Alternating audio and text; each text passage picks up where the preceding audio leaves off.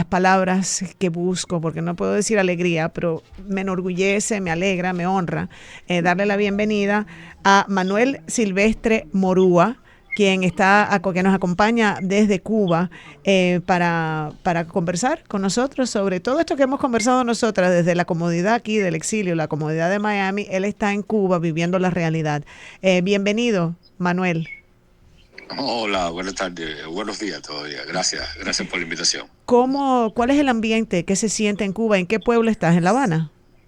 Yo en La Habana, exactamente, sí.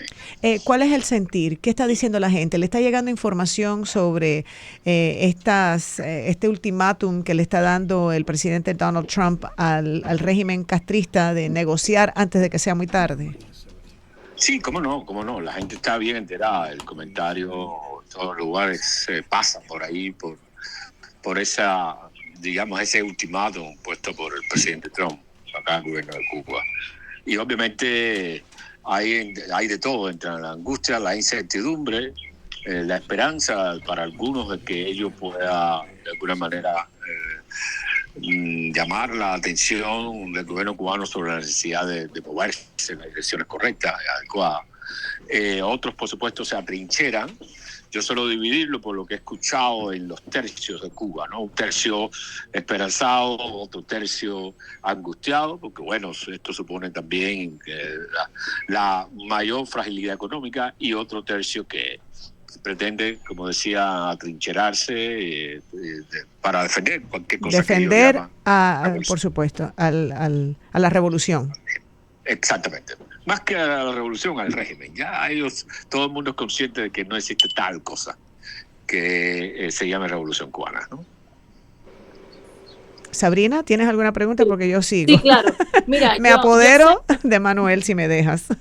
yo sé que el factor repetitivo del régimen ante situaciones como esta que los descolocan es sumar la represión por parte de los opositores. Cuéntame cómo está haciendo eso en estos momentos, o sea, cómo está haciendo la respuesta de ellos para con los opositores que tanto le temen.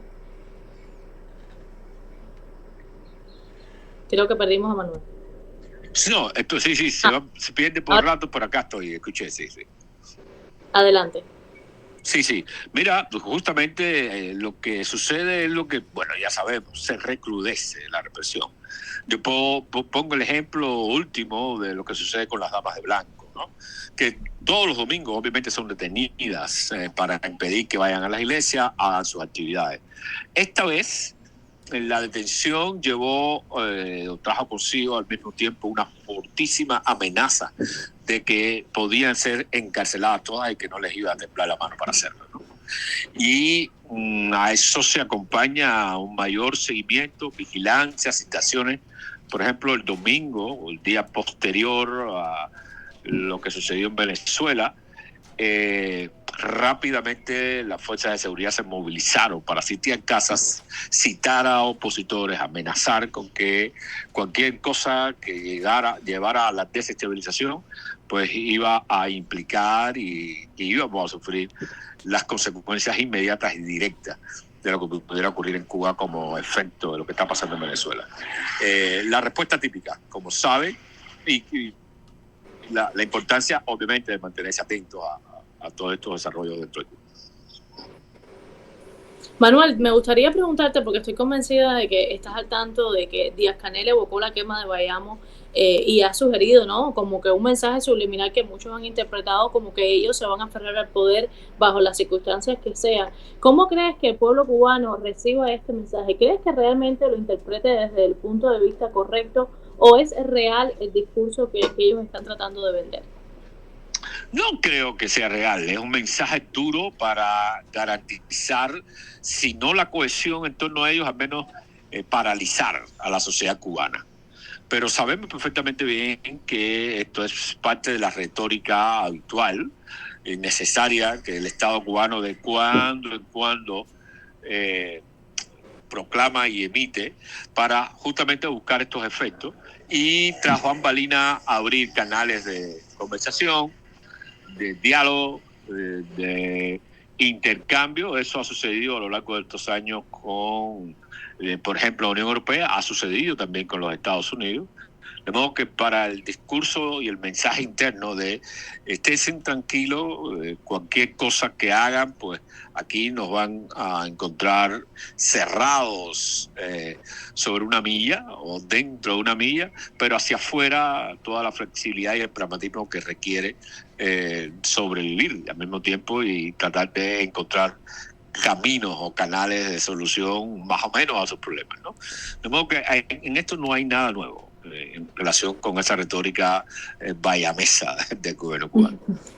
¿Se ha sentido algún efecto en esto, o sea, a partir de lo sucedido el 3 de enero en Venezuela, que se llevaron a Maduro y que comenzaron a interceptar estos buques petroleros? ¿Se ha sentido el impacto de la falta de flujo de este petróleo en Cuba, o hasta el momento no se ha sentido mayor efecto, más allá de que no hay electricidad en la mayor parte del día para los cubanos?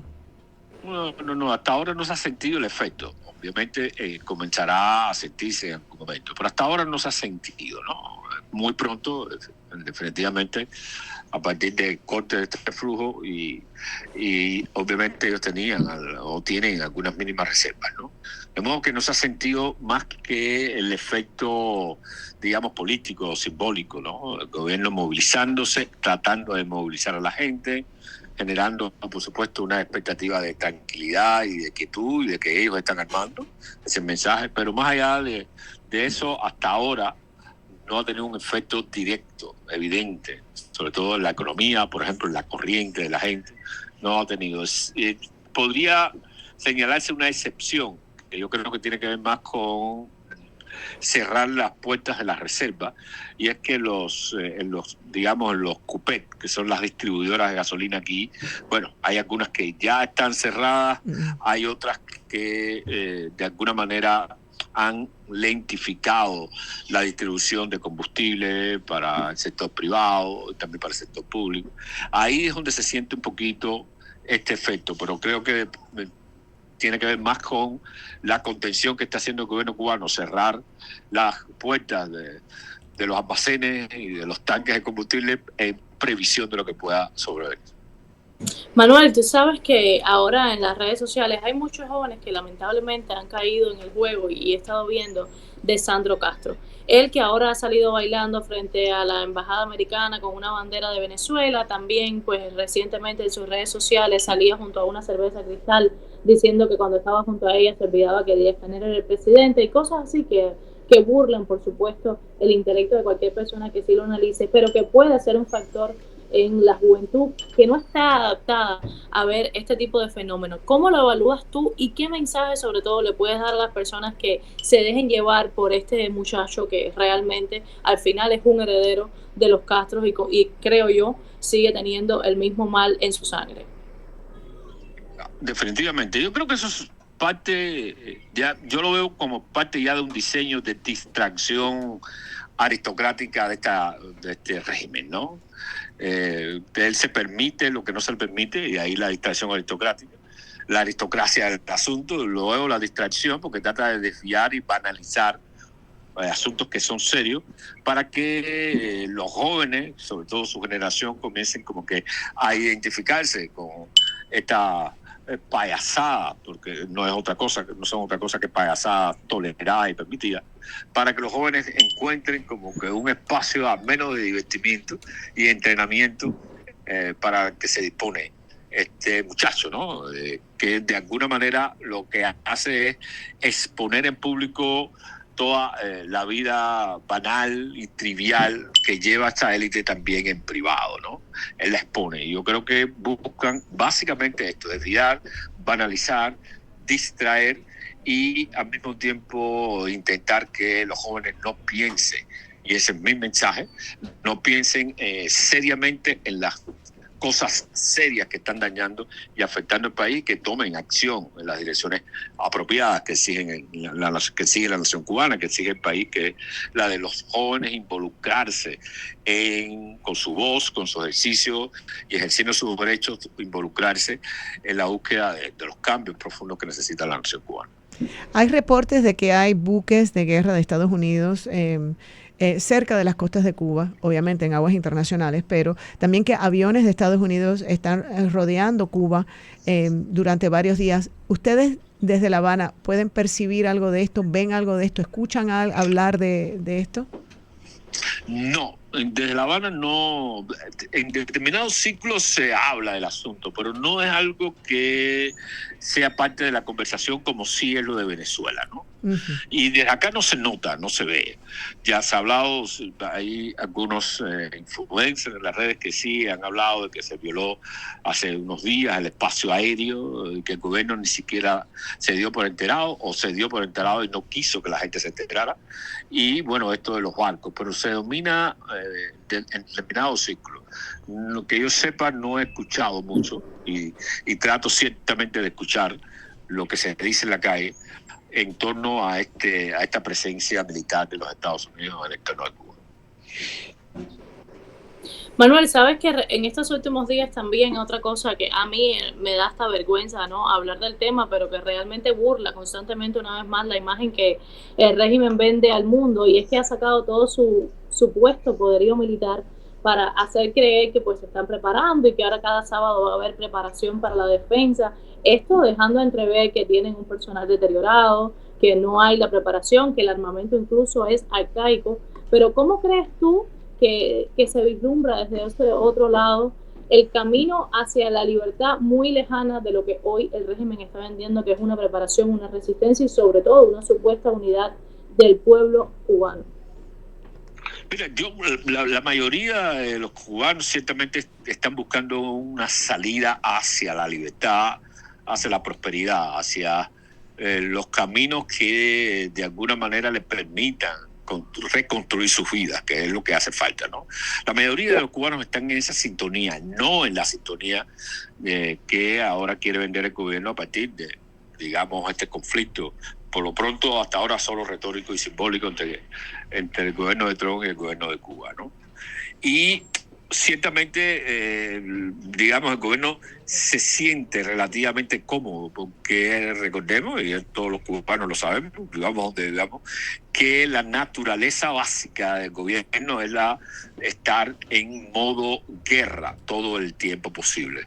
Y con esto trata entonces de paralizar cualquier acción. Es decir, nosotros estamos aquí preparándonos para la guerra, más allá de que las redes sociales y la gente que ha participado en eso, cuando contrasta y compara con el desarrollo y la tecnología militar actual, pues obviamente caen entre, digamos, en los brazos de la burla, la tristeza, la pena y al mismo tiempo la angustia, porque evidentemente no hay manera de enfrentar en un supuesto conflicto militar, no hay manera de enfrentar la tecnología militar norteamericana, ¿no? Obvio. Pero lo que creo es que el gobierno está utilizando este momento para devolver la sociedad cubana y volver a los cubanos a esos momentos. Recordemos en que todos los domingos se hacían bastiones militares, se creaba todo, se montaba el país sobre una retórica de guerra para congelar y luego seguir culpando a los Estados Unidos del conflicto fundamental que se tiene y que hay en Cuba entre el Estado y la sociedad, ¿no?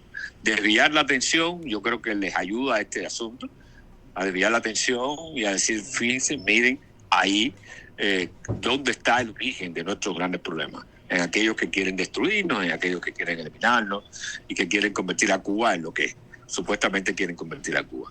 Eso sí, obviamente es algo que hay que atender, porque desvía bastante la atención, pero al mismo tiempo creo que la sociedad cubana está mirando hacia otro lado. Está ahora, me acabo de enterar de que el nuevo destino de muchos cubanos es Malasia. Y entonces están buscando la manera de salir del país para llegar a Malasia. Sí. Wow. Imagínate. Más temprano en el programa, conversando yo, que bueno, obviamente no me conoces, yo nací en este país, madre cubana, tengo 59 años, te lo digo para que pongas en perspectiva mi experiencia como cubana, que nací en el exilio, pero me siento cubana, soy cubana, conversando con Sabrina, que sí es nacida en Cuba, tiene solo 30 años, porque bueno, nosotros analizamos las noticias de estas dos perspectivas. Ella me decía que en Cuba realmente no hay un líder identificado, o sea, no hay alguien obvio que tomaría las riendas, como cuando hablamos de Venezuela, hablamos de María Corina Machado, que los generales tienen el poder. Entonces, obviamente, especialmente desde el exilio, deseamos ver una Cuba libre, deseamos ver una transición pacífica, deseamos que los cubanos puedan comer, puedan trabajar, puedan tener sueños, puedan soñar. ¿Cómo sería entonces una transición en Cuba? ¿Cómo lo ves tú, Manuel? Bueno, el tema es complicado, claro. es difícil, ¿no? Te la puse dura.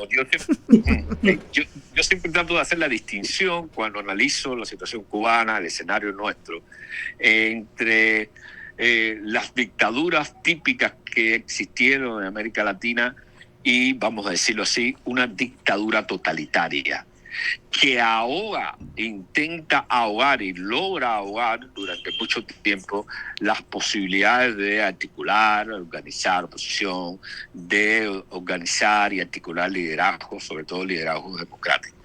Pero ahí están. Y entonces, del mismo modo que la gente se asombró del 12 de julio de 2021, cuando vio a la sociedad protestando en las calles de un modo pacífico, que asombró a mucha gente por la naturaleza cívica de la mayoría de estas protestas, de ese mismo modo hay liderazgos que se están construyendo, liderazgos democráticos, que no son liderazgos mediáticos, pero que son liderazgos que las comunidades intentan articular y trabajar y conectarse con la gente, que en buen día, afortunadamente nos vamos a asombrar de que hay gente ya ahí preparada. De cuando en cuando surgen nombres, surgen figuras que logran cierto impacto mediático, y eso es un buen reflejo de lo que está pasando a un nivel, digamos, menos visible, pero que se está articulando. Por ejemplo, yo trabajo con una coalición que se llama Consejo para la Transición Democrática en Cuba, y les podría decir que ahí se va formando y que hay ahí un liderazgo democrático, una línea de liderazgo democrático interesante en provincias, algunos con más relieve nacional, aunque no sean conocidos por supuesto por todo el pueblo, pero en provincias, en distintas comunidades. Y se va preparando institucional y democráticamente esa transición, aunque no sea muy visible para mucha gente. Me da esperanza. Exactamente. A Sabrina no tanto. A Sabrina no tanto. A ver, porque le vi un gesto. Imagino, tú la estás mirando ahí, su rostro seguro es escéptico. Pero bueno, claro, como te digo, yo nacida aquí, ella ha vivido todo esto. Claro, que yo conozco una parte que Sandra no, y claro, usted también la está viviendo en carne propia. Y es que sabemos que cuando el régimen tiene la pequeña información de un posible liderazgo, automáticamente lo pone tras las rejas. Y lo hemos visto a lo largo de la historia por esta lucha, porque muchas personas creen que la libertad de Cuba nada más se intentó hacer el 11 de julio de 2021, pero no, o sea, la libertad de Cuba lleva muchos años tratándose de conseguir, y el régimen lo hace desvinculando a estos líderes que puedan estar incluso en construcción. Entonces, yo siempre he dicho que para mí el camino a una posible estrategia real es líder en cada una de las provincias del país, y entonces cada cual con su estrategia y cada cual desde su trinchera pues pueda lograr cosas mayores, porque es la realidad que veo ante todas estas cosas. Vemos la represión, por ejemplo, contra Berta Soler, que es la líder de las Damas de Blanco, la hemos visto con usted mismo. O sea, vemos cómo ellos funcionan y cómo, al saber, y por eso considero, y me imagino que lo están haciendo desde quizás no tener un líder mediático, sino un estratega privado, porque a la vez que hay alguien mediático que es necesario e imprescindible para poder derrocar a una dictadura, ellos van a ir tras esa persona. Sí, tienes razón en eso, ¿no? También depende mucho y ha dependido de cuál estrategia es la más apropiada. Yo siempre, bueno, nosotros tenemos una conversación permanente en relación con cómo hacer las cosas de un modo efectivo, viable y eficaz al mismo tiempo. Es decir, esas tres palabras juntas en una misma acción. Y siempre la conversación gira en torno a si el mejor liderazgo es el que acelera e intenta acelerar la historia, o el mejor liderazgo en las circunstancias nuestras obviamente es el que intenta construir un proceso de cambio que se supone menos exposición pública y sí mucho más, digamos, proyección estratégica, sí mucho Claro. más tratar de construir lazos entre grupos y comunidades, darle visibilidad, pero hacerlo más como proceso que como acelerón de la historia, ¿no? Cada vez Sí, que intentamos acelerar la historia, obviamente sucede esto que narras muy bien, que describes muy bien. El gobierno arrincona, encarcela, fuerza al exilio. La mayoría de este tipo de líderes, pensemos en el mismo claro, José Daniel Ferrer, pensemos en Félix Navarro, en Luis Manuel Otero Alcántara y otros liderazgos a lo largo de la historia, ¿no? Mencionando los más conocidos últimamente, pues claro, la reacción básicamente es esa, y por lo tanto tenemos una conversación madura y crítica en relación con ese tema, ¿no? ¿Cómo debemos proyectarnos de modo de que se consolide un liderazgo, gane visibilidad, sobre todo una línea de liderazgo, no un solo rostro, sino una línea de diversos liderazgos que se consolide, que trabaje como proceso, que articule una estrategia y que se conecte con la ciudadanía. De modo que cuando venga la ola represiva haya una mayor solidez, una mayor capacidad de resistir el embate, que es lo que nos ha fallado. Pero coincido plenamente contigo en el sentido de cómo reacciona el gobierno y en el sentido de desde cuándo se viene intentando buscar la libertad y los cambios dentro del mundo. Pero nunca nos rendiremos, ¿no? nunca. No. Nunca nos rendiremos, colegas. Nunca, nunca, nunca. Yo creo que somos ya líderes en resistencia y en la esperanza de que va a llegar el día y va a llegar el día. Yo creo que eso ya los Pero es cubanos difícil, ¿sabes? Manuel, tanto a ti como a Sabrina les quiero decir que es un poco difícil digerirlo porque aunque yo sí siento cierta esperanza, yo le hablaba ayer a Sabrina, estábamos conversando y decía, igual siento una alegría, siento una esperanza, pero hay cierto vacío. O sea, hay un techo más alto que yo pudiera sentir. Incluso cuando murió Fidel Castro, yo nací, como sabes, bueno, en el 66, ya sabes, 7 años después de la revolución, y durante toda mi vida había escuchado de Castro y Fidel Castro, que era el malo, el coco, bueno, ustedes saben exactamente lo que se vivió. Y cuando murió, no es que yo sentí una satisfacción, igual no te llenó el vacío. Fíjate, y me estoy sintiendo como en estos momentos igual, como que igual no se llena el vacío. Claro, todavía no ha llegado la esperada libertad, pero igual, con la esperanza que siento, siempre hay esa cautela. Claro, hay que tener un optimismo realista, Exacto. claro, que es el que permite fijarse en la realidad y decir, bueno, nos está faltando esto y debemos tratar de cambiar el escenario en ese sentido, ¿no? De forjar un buen liderazgo. Pero a mí me gustaría insistir que tiene que ser un liderazgo plural, democrático, de muchos rostros, bien articulados, maduros y de colaboración y cooperación, que también nos supera a nosotros mismos, ¿sabes? Que los cubanos tenemos la vieja tendencia caudillista de que todo se articule en torno a una sola persona y eso no debe ser, ¿no? Si se quiere hacer algo sólido, ¿no? Si se quiere construir un proyecto institucional fuerte, bien arraigado, se requiere compartir el liderazgo, los rostros y sobre todo el ejercicio democrático de ese liderazgo. Así es. Bueno, ha sido un placer tenerte con nosotros. Muchísimas gracias por tu tiempo, Manuel Silvestre Morúa, quien nos acompaña desde La Habana, Cuba. ¿Sabrina? Gracias por la invitación. Cuesta Morúa. Ay, Cuesta Morúa, fíjate, no lo tenía aquí, lo tenía escrito de otra manera. Es el segundo nombre. Manuel Silvestre es un segundo nombre que no se usa mucho. Manuel Silvestre Cuesta Morúa. Ya. Eso es. Bueno, igual muy importante que tengamos correcto el nombre. Muchísimas gracias a ti por estar con nosotros. Gracias a ustedes por la invitación. Aquí estamos. Bueno, mucho valor, la verdad. Ay, sí.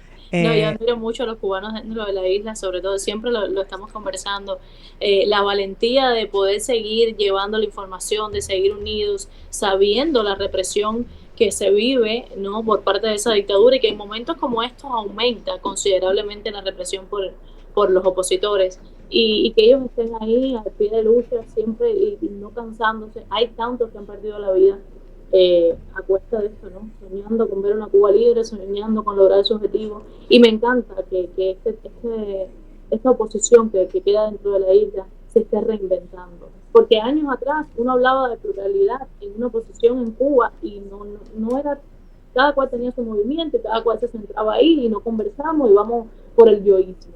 Y hoy se están dando cuenta de que algo no ha estado funcionando por estos 67 años y que la única solución para poder lograr algo diferente es cambiando, es reinventándose, es buscando otra salida porque la que hemos usado no funciona. Y eso mismo lo decía el encargado de negocios en Cuba, Mike Hammer, que bueno, lo tenemos como nuestro embajador porque realmente yo siempre se lo dije a él y siempre lo digo, es una figura clave en esta visión que tiene la administración de Estados Unidos de Cuba, mucho más certera de lo que funciona y de cómo funciona. Y él ayer lo decía en una entrevista que te traje después, te la voy a compartir en un fragmento, que él decía, la revolución cubana ha fracasado y ha traicionado a su propio pueblo. O sea, ya hoy el pueblo reconoce como nunca antes quién es el responsable del mal que los acecha. ¿Dijiste que ibas a compartir algo o vamos si tengo tiempo o y yo pensé, qué lástima que no pudo vivir estos momentos que, bueno, yo al menos tengo esperanza. Pero claro. Bueno, cuando lo dejamos antes del comercial, nos dijiste que tenías algo. Un audio. Para sí, mira, escuchar. Porque Mike Hammer estuvo ayer, bueno, como les comenté, estuvimos reunidos por la mañana y luego en la tarde estuvo junto a Mario Pentón en Martí Noticias y él compartía cómo la revolución cubana ha fracasado y su experiencia después de haber transitado, sabemos que visitó muchos lugares a lo largo de toda Cuba y les traje un fragmento de la entrevista para que escuchen, ¿no?, su declaración y cómo por supuesto considero que los cubanos le agradecemos mucho la visión que hoy tiene la administración del presidente Trump, junto también por supuesto el secretario de Estado Marco Rubio de Cuba. He tenido la buena fortuna de recorrerme todo el país, a todas las provincias, salvo Isla de Pinos, que es muy complicado llegar ahí y quisiera llegar algún día. Y hablo con los cubanos de a pie, me invitan a sus casas y hablamos. Y me cuentan que se sienten no solamente que la revolución ha fracasado, pero que les ha traicionado. No hay medicinas, no hay electricidad, no hay combustible, no se encargan de recoger la basura. O sea, que están creando crisis sanitaria. Y eso no le echan la culpa a Estados Unidos. ¿Por qué? Porque el pollo entra, las comidas y la medicina no están sancionadas, no están bloqueadas, digamos, por el embargo. Entonces, el pueblo cubano sí lo entiende. El que está en la isla sí entiende que los problemas están siendo causados por el mismo régimen. Y incluso su portavoz en un momento admitió, bueno, que sí, comemos pollo de Estados Unidos, de la Yuma y todo lo demás. Bueno, entonces, y pueden tener su comercio con todos los países del mundo. Ahora, nosotros, como administración Trump, vamos a asegurar que no vayan recursos al régimen, porque ¿qué usan con esos recursos? Reprimir, y eso no puede ser. Ahí está. Wow. Yo creo que primero es muy clara su visión y eso se lo ha dado también la visita a familiares de opositores, a madres de presos políticos, a las damas de blanco. O sea, él ha estado en lugares estratégicos del país y sobre todo conociendo no a la oposición, sino a personas del pueblo normalmente que lo identifican, porque las redes sociales hoy nos han permitido eso y le agradecen la labor que está haciendo, el denunciar. A él le montaron un teatro, yo no sé si tuviste, en la lanchita de Regla, donde una mujer se le acercó y supuestamente no, la mujer le empezó a atacar, pero filtraron unas fotos como que él estaba hablando con una señora. En fin, formaron estas pantallas que le gusta hacer al régimen cubano, pero la realidad es que la mayoría del pueblo cubano ve en él una figura importante, una figura clave y sobre todo un transmisor, ¿no?, de lo que está sucediendo en la isla, de cómo el régimen de La Habana afecta a todo un país y lo tiene en una guerra silente, porque fíjate que ayer tú me mandabas algo y me estuve riendo toda la noche y no se me va de la mente, que es que cuando hay una guerra en Cuba, de que no creo que suceda, pero no se va a notar el cambio porque hoy todo está destruido, y por esas mismas calles donde vemos los edificios derrumbados, va el cubano diariamente. O sea, el cubano no tiene que buscar un teléfono para verlo, es su realidad cada vez que se levanta a la odisea que es vivir en Cuba. Qué triste para nuestra gente vivir en estos momentos, porque si hay incertidumbre, si hay esperanza por un lado, significa que serían unos días, unos meses, años, no sé, difíciles lo que sería la transición. Sí, también me da mucha esperanza escuchar las palabras de nuestro invitado, Manuel Silvestre Cuesta Morúa, quien habló acerca de que ya hay personas que sí pudieran tomar la batuta, que hay personas que no necesariamente conocemos sus nombres, pero personas que sí son capacitadas, que sí tienen, imagínate, el estirpe para poder liderar un país como es Cuba y más saliendo de las condiciones que está hacia un nuevo mañana. Igual eso sí me da esperanza. A mí igual. La verdad, hoy yo creo que la esperanza ha vuelto a renacer porque sí estaba perdida. Incluso él mismo lo decía, que le ha impresionado cómo el cubano ha ido perdiendo las esperanzas, y yo siempre lo decía. Y hoy el cubano, al ver el respaldo, al ver que se está hablando de la situación en Cuba, que se está hablando de Cuba, ha vuelto a sentir que hay una luz al final del túnel. Pero por eso yo insisto en que no le corresponde a nadie más que a nosotros los cubanos. Si queremos tanto nuestra independencia y queremos tanto nuestro país y amamos tanto nuestra patria, bueno, es deber de nosotros luchar porque ese momento llegue y luchar porque la libertad de Cuba esté más cerca de lo que por defecto va a llegar por la incapacidad de esa cúpula castrista. Pero tenemos que hacer algo, no nos podemos quedar de brazos cruzados como si estuviéramos viendo una película y esperando que llegue el final. No. Lo que sí me encanta es la conversación de que el líder de Cuba venga de Cuba, porque sé que el presidente Trump publicó riéndose y lo hizo de forma jocosa que Mario así Rubio se llamaba su padre. Su padre se llamaba Mario y muchas veces nos confundimos, no solo yo, muchas personas le dicen Mario a Marco. Su padre se llamaba así, por lo que me conmociona, porque nada, me siento que el espíritu de su padre obviamente estará muy orgulloso de él. Imagínate tú.